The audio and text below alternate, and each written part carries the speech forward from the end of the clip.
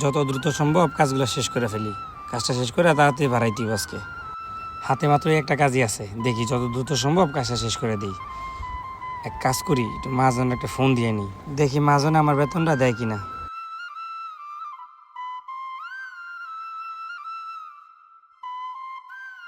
আসসালামু আলাইকুম মাজন সাহেব।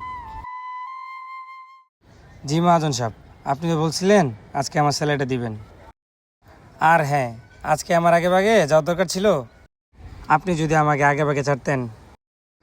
আচ্ছা ঠিক আছে। জি মহাজন, আপনি মিরাজকে দিয়ে পাঠিয়ে দেন। ঠিক আছে।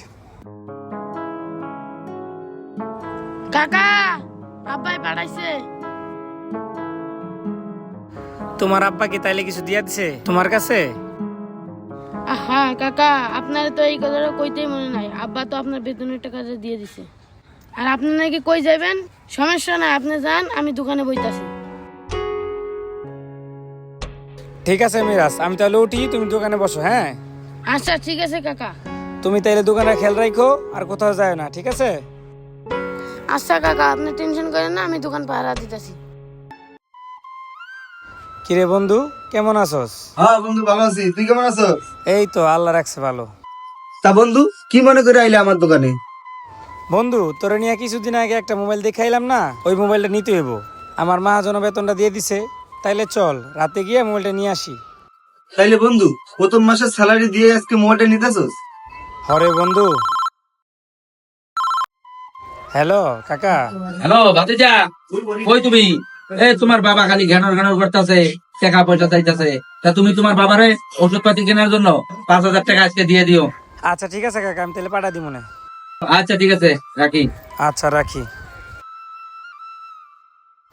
বন্ধু, কাকাই ফোন দিছিল, আব্বাই নাকি অসুস্থ, 5,000 টাকা পাঠিয়ে দিব। হ্যালো। হ্যালো ভাই, আমি তো এসএসসি পরীক্ষায় ভালো রেজাল্ট পাস করছি। আমার বন্ধু বান্ধব আমার ধরছে মিষ্টি খাওয়ানো লাগবো। তুমি তাড়াতাড়ি 3,000 টাকা পাঠাও বিকাশে। কি বলস ভাই, তুই ভালো রেজাল্ট করে পাস করছস? ঠিক আছে ভাই, টেনশন নিস না, আমি বিকাশে তো টাকাটা পাঠিয়ে দিতেছি এক্ষুনি। আচ্ছা ঠিক আছে, রাখলাম। ছোট ভাই ফোন দিছিল, 3,000 টাকা চাইছে। বন্ধু, তুই বাপেরই দিবি 5,000, ছোট ভাই আবার চাইছে 3,000, টাকা আছে 2,000। 2,000 টাকা দিয়ে তুই কি মোবাইল কিনবি? বন্ধু, আমি হলাম মধ্যবিত্ত পরিবারের বড় ছেলে, তাই তো আমাদের এত শখ থাকতে নেই। দেখি আল্লাহ যদি রহমত করে কোনো একদিন নিয়ে নেব না।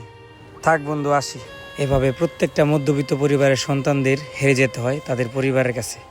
ভিডিওটি কেমন লেগেছে অবশ্যই কমেন্টস করে জানাতে বলবেন না। Thanks for watching my video.